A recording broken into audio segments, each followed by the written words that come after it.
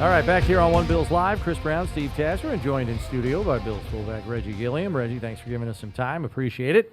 And this week's player interview appearance on One Bills Live is presented by Tim Hortons. Tim Hortons, the official coffee of the Buffalo Bills.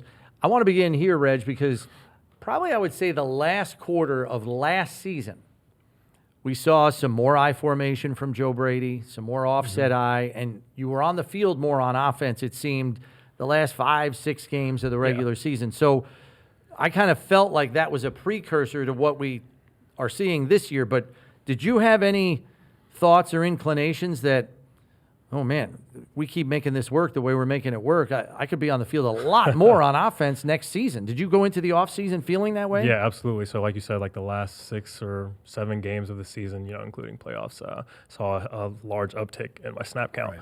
So, I was like, I hope this is how it goes going forward. And then I talked to Cromer in the offseason. He was like, yeah, we're going to do some more 2-back sets next year. So I was really looking forward to that. Certainly they weren't lying to you, that's for sure. Did you get a feel for – particularly the Chiefs game, it's going to be a dogfight. You're going to have to score some points to beat those jokers. But you still ran the ball 35 times, only threw it 26. Yeah. Is there some in-game conversations you guys have that tells you, okay, we're going to keep pounding on these guys, or no, we need to air it out? I mean, what kind of tell me about the conversations on the sidelines. It's kind of the flow of the game, You don't really know going into it. Like, obviously you have a game plan, but you don't know whether it's going to be more run, more pass. So just kind of the flow of the game. And, when, Jimbo's running the way he's running, you just keep going with it. Keep the hot hand, right? Yeah. I don't have to tell you, like, Nick Bolton's a load, and he brings it, right? And Tranquil, too, for what it's worth. I don't know if he packs as big a pop as Bolton does, because Bolton's just thick all the way through. But between you and Jackson, like, pulling up through there, like, you were laying the wood. Like, how because I know, like, when you get a good one on somebody, you're probably even thinking in the moment, oh, that's going to be fun in the film room on Monday. Absolutely. What were the level of, cheers or revelry in the film room on Monday when you were watching the film back? So after the first rep that I had against Tranquil, you can actually see me celebrating a little bit, because I was like, yeah, that's gonna be good on the film. It's definitely on my mind out there on the field when you get a good fit up with somebody. You just know, like, a good thump, and it's like, and then you feel Jimbo cut off you. It's like, that's great. I can't wait to see that one. Yeah, because the run game has really been the story, and you've been a huge part of it. Give us an idea of what the conversation was like when you got into the Atlanta game on Monday night. And man, you were like going, I don't know, is this play going to work again? I kept running that toss. I mean, you guys you're talking about Carolina. Carolina. Yeah. You're going to run that toss, and it's like, oh my gosh. Yeah. So Joe's got a history of if it works, keep calling it. Yeah, right. And that happened again against the Chiefs, because that play with Jackson in motion, doubles back. You ran that like half a dozen times. Yeah, at least 10 times, for sure. And it's not just that play. There's plenty of other plays that he's done that before too. And even going back to last season, like, if it works, just keep calling it. Make them stop it. What do you feel? Because here's the thing: like, you're the number one rushing team in football. Oh, really? I didn't know that. Yeah, nice. Number one rushing team, the number one total offense in football too now, and teams have to respect your run game, which is almost crazy to say, knowing you have an MVP at quarterback who can throw it to any part of the field. But maybe, I'm not asking for strategy here, but just in general, when you have a run game that is that potent, how easy does it make it for your coordinator to now play off of that strength, knowing that defense has to respect your run game? Yeah, so it's what we say all the time. It's a mindset. They know what we're going to do, but they still have to stop it. So it comes down to execution, and of course it makes Joe's life easy, and it makes Josh's life easy, because once we're running the ball so well. I mean, last week or 2 weeks ago, Jimbo had 150 at half, whatever it is. Yeah. So that opens up play actions, whatever it may be, because they have to respect the run.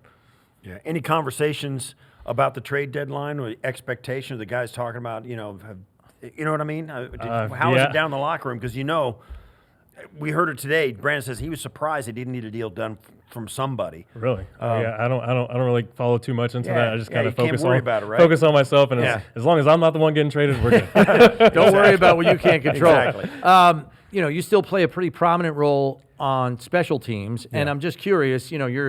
You're 8 games in. What are your thoughts on your new coordinator, Chris Tabor, and how he runs things, whether it's the practice setting on game day? Yeah. Just give me a sense of him because, we're still kind of getting familiar with him. So it took me a little while to get warmed up to tapes. Okay. I'm not going to lie. He was a little different than what I've experienced in the past. But him coming in, he keeps things very black and white, very simple. And I'm one of those guys that's like super detailed. So it's like he's just telling me, oh, here's the big picture and everything. I'm like, okay, I need more. And like I'm asking him, I'm in his office like, hey, what's this like? I need the pebbles of everything. He just gives boulders. So like we've kind of got a rapport now to where it's like, he's like, don't just run the lines on the paper. I'm like, I need the lines on the paper. That's how I play. Right. So, okay, so he's become accustomed to you asking for more. Yeah. So how do those conversations flow now? Like you just go up to his office, and as soon as he sees you walk in, he's like, "Oh, okay, let me get my details list." Well, now he knows because in the meetings he's like, "Okay, Reggie's going to need this for me because he likes the details." Like I'm one of those guys that I need to see it spelled out exactly how it is. I don't want any gray in it. It's very black or white. What's it been like now too with the kickoff? They're either returning 70-something% of the kickoffs. Yeah. Last year was like it's a live 32. play now. It's a very live play. Every time you kick it, you're going to cover a kick. Tell us about the guys and how their conversation are going. How's it going? It's very different than the old kickoff because it's instant. It's like if you get out of your gap, it's bad news. So it's like you have to be. We look at it like you have to be at the 25-yard line. If you haven't beat your man by that time, like it's bad news. So it's like you got to get down there because if you're backside or anything, you're almost completely irrelevant to the play because it's like an inside zone run, honestly. Yeah. Right. It's like almost like a scrimmage play. Yeah. With a 15-yard sprint. Yeah. So there's been a lot of except 22 people are moving. Yeah. There's a lot of adjustment to it, and it's like a fast hitting. You have to have a lot of awareness just knowing where the returner is because, like I said, if you're on the other side of the field and the return's going right, you're on the left. You're almost irrelevant. You're never going to get there. Yeah. What's the level of competition like there? Because I think Joe Andreessen currently leads the team in special teams tackles. Yeah, Joe's we always looking at that tally sheet every week to see who's at the top of the list, or me and Joe are just like this. Yeah, we go back and forth. Yeah, he's a beast. I love seeing time. Joe. The way he's developed over these last couple of years has been incredible. All right, it's time now for this week's Timbits Timeout, presented by, of course, Tim Hortons, where we have the fans ask Bills players a unique question. This one comes from Mason this week, who asks, "How is it being the Swiss Army knife in Buffalo, playing at an all-pro level at fullback while always making elite plays on special teams?" Boy, he really buttered you up with that one. all-pro level, huh? Look at that. He's slathering it on with that question. Yeah. Thank you.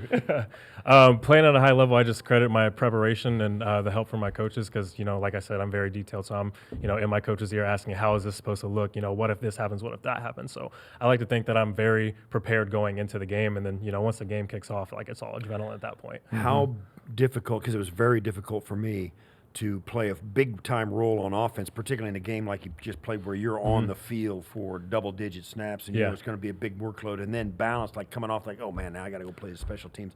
It's hard to do both because special teams is such a high-intensity rep. Yeah, it is. It's like every special teams rep, you're about to bang your head into a wall. Right.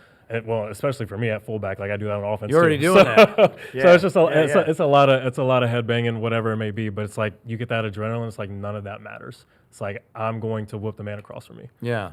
And then preventative maintenance, like for a guy with a high impact position like you, whether it's on offense or special teams, as you just outlined, what is some of your regimen to keep the body right for 17 games and then some when you get to the postseason? Because, we know we have some world-class stuff here with the hyperbaric chambers and the red light therapy, but what's part of your regimen to kind of keep the body right? Yeah, so I use everything in here. Okay.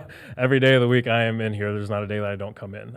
There's a lot of times that I go out other places and get body work done, whether that's massages or needling, ART, whatever it may be. So every day of the week I'm doing something to make sure I'm ready for the next day and then ultimately ready for Sunday. Yeah. Right. Well, Reg, listen, thanks for spending some time with us. We're going to pivot now, though, to your quarterback, Josh Allen, who's addressing the media here after practice. And, oh, by the way, he just called you the best fullback in football. So let's hear thanks, buddy. Josh Allen's comments at the post-practice podium. Thanks, Reg.